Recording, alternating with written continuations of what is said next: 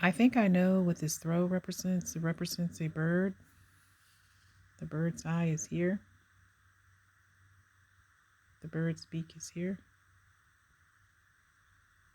The top of the bird's head is here. The bird has headgear on its head. It's represented by these Q-tips, the wires, this Q-tip, and this crystal skull.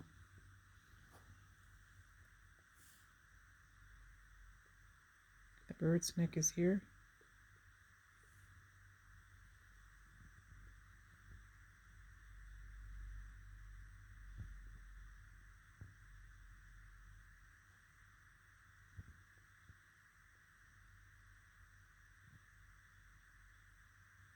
And so, yeah.